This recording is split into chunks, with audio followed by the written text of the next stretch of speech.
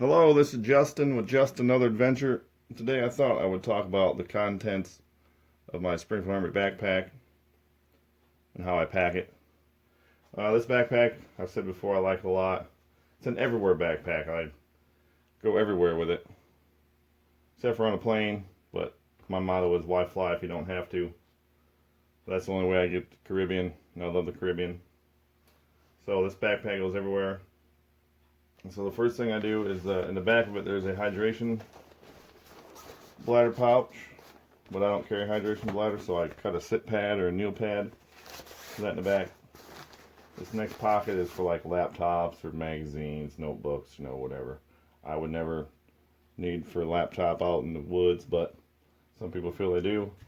So instead of a laptop, I put a contractor bag inside there.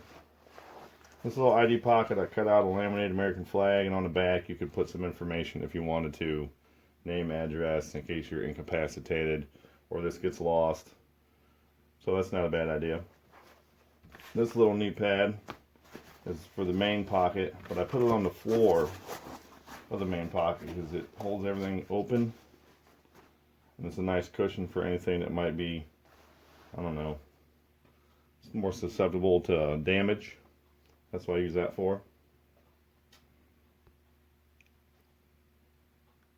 Next, I like to have some Ziploc bags for waste, other people's garbage, personal garbage, and some paper bags. There is a small skinny pocket in the back wall of the main pocket. That tucks in it real nice. What I don't have in here, and it changes all the time, is maps. When I don't have a map in my cargo pocket or my back pocket, it fits nice in there too. Next, I have a military poncho. Goes in the main pocket. Next, I have an emergency blanket. I like blankets more than I like emergency sleeping bags. I like the idea of wrapping something around me more than I do trying to get into something. Now, this pouch came with 4 of these. But once you open this up, you can never get the blanket back in this bag. But this bag is just big enough, so for the other 3, I'm going to make myself a pouch like this. You can try all you want to, but I've never been able to get to work, at least not with one person. So a pouch this size comes in handy. That's also for shelter. Next, I have a schmog. We don't know what that's for. There's many uses. I have some digestive problems, and maybe I'll make a video about that in the future. How I take care of it, how to maintain it, what to do, what I do, that sort of thing. But I always have a Ziploc bag for the toilet paper and wet wipes.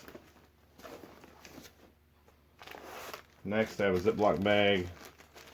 I squish the air out, put some Velcro ties around it, keeps it nice and tight. I always have a couple pairs of socks. I always have a couple pairs of boxers and a bandana. Sometimes I'll throw in a button-up short-sleeve shirt, but always socks and underwear for sure. And that doesn't go everywhere. That's kind of an optional item. If I'm, just going down and walking for a couple hours, I might just take socks. I might get rid of the bandana. I might get rid of the boxers just to save weight. I'm not an ultralighter, but I do count pounds to a degree, and that kind of helps, especially different size backpacks. Kind of helps with your weight and what you need to carry, what you think you need to carry, and what you realize you don't really need at all. Next is a personal kit. This is optional. This doesn't go everywhere, but it does have toothbrush, toothpaste, bug spray, sunblock, a little bit of lotion, and a couple hand warmers, just in case. This doesn't go everywhere, but generally all this stuff stays in this backpack most of the time. And there's even room, you stick this down here, there's even room up here for maybe a raincoat, any other things that you need depending on where you're going to go. This works pretty nicely. Next, I just have a couple of things of travel Kleenex in a Ziploc bag. I like to stick it in this top pouch. Also, I have a small first aid kit. I like to make my own kits, and maybe I'll do a video on what's inside here because we all like to see the same but sometimes different items that we all like to carry. But the fundamentals are the same for all of us. I think the nice thing about everyone being different is we all kind of have our certain little tweaks we like to do to things. But first aid kit, Head net. Always take a head net no matter what, because you just never know what kind of bugs and how bad they're going to be. This saved me a few weeks back at White Pines Forest State Park in Illinois. What didn't save me though is that I used up about 40 miles worth of gas just to get away from the gnats because they were so bad. But it was still fun. If you stayed in one spot, they were horrible. If you moved around, they weren't so bad. But someone I know that hiked there a week later said there was no bugs at all. So who knows? But always carry a head net. Solar Mini. We all like Solar Minis. I'm going to try the Katadyn or Katadyn. I'm not sure how you say it. The one that has the covers that go over the top. I'm going to try that one too. I think I'll like that. This is my first one and this comes in handy. I like this one a lot. I like all kinds of equipment. Different brands, different kinds. That's how you find out what you like. You just get something and see what happens. Matches. I always have stormproof matches. A striker, rubber strips, a tampon and some tinder tabs. And wet fire. Sometimes I'll change out the tinder tabs for wet fire. Depends on what I have and when I use it up. Sometimes I'll buy large straws and squirt some fire paste into them and then just seal both ends. But I always have matches on top. They've worked every time. I even carry some in my pockets everywhere I go.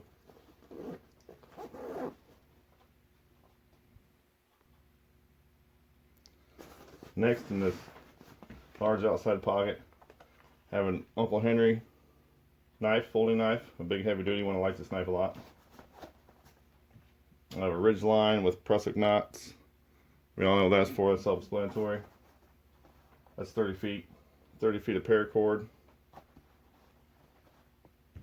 30 feet of bank line. This comes in handy. Glow stick with some paracord for signaling, just in case. A candle and a tin for emergency shelter. You can have a hot blanket, as I call it. Wrap an emergency blanket around you. Sit Indian style, or however you wish, whatever's comfortable, so you don't burn yourself. Light this, and you have a little chimney effect to keep you nice and warm. Never had to do it, but I understand it, and I've tried it just because, and I'll tell you what, it does keep you warm, especially the bigger the candle, the warmer you're going to be. AAA batteries for a flashlight. 4 feet of Gorilla Tape. I like Gorilla Tape, I like duct tape, I like T-Rex tape. Each one's is a little bit thicker than the other. So, in my opinion, you kind of use different ones for different tasks, depending on how heavy duty you need something to be, but any of them are great. And this tactical adjustable flashlight. Maybe I'll make a little video at night. This thing's great. It was like $20. I thought, you know what? Why not? I've never had this submerged in water, but this thing has been all over the place, and I've dropped it, and it's been great. I always tie the poles just for a little bit added security. Sometimes things find a way to be loose.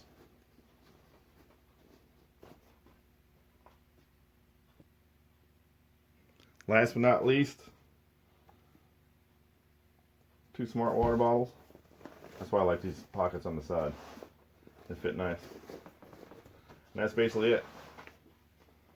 That's more or less what I carry in this backpack. Some things I take out. Sometimes other things go in, but that's generally it. Most of that stuff stays in there all the time. So I like that backpack a lot. It's not too big, it's not too small. It's not meant for, obviously, backpacking long days. We all know that. It's not an expedition pack. But it's definitely a good all day to 72-hour bag, I would say. Obviously, it's kind of a late spring, summer, sort of an early fall bag. But also your shelter is the clothes you wear, so obviously dress accordingly.